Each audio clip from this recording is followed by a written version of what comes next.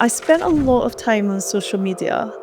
There's an almost sort of underground community on social media of particularly women who want or who have had surgeries, cosmetic surgeries, and they tend to be private profiles. They will only accept to be followed by other private profiles which are about the same thing.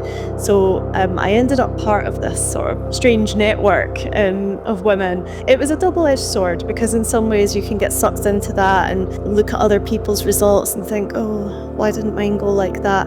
But you also meet other people who have had similar experiences, and it's a great outlet for discussing that and for sharing information, sharing your experiences. There were various names of surgeons that were kind of thrown around quite a lot in this network. Mr. East was a name that came up a few times. There was another couple as well that I kept seeing again and again. I used some websites as well. Real Self, I think, is one of the ones where there's quite a lot of kind of honest reviews about all sorts of different surgeries. People can post their before and afters, and it gives you a bit more of a kind of a patient insight rather than just, taking the surgeon's word for what they can do. So I used various things like that, and in the end I decided this time I would have at least 3 consultations with different surgeons because I didn't want to rush into anything after everything that's happened. So I narrowed it down to 3 names, and Mr. East was one of them. I came down to London.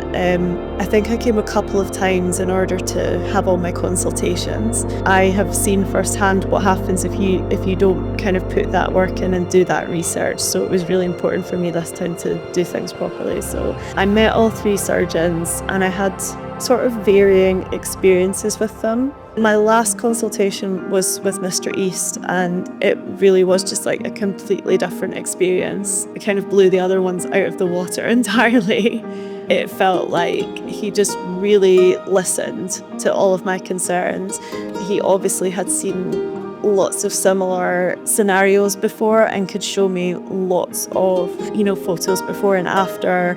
He talked in depth about the techniques he would use and what was and wasn't realistic, which was great because, I wanted to understand this was a really bad first result.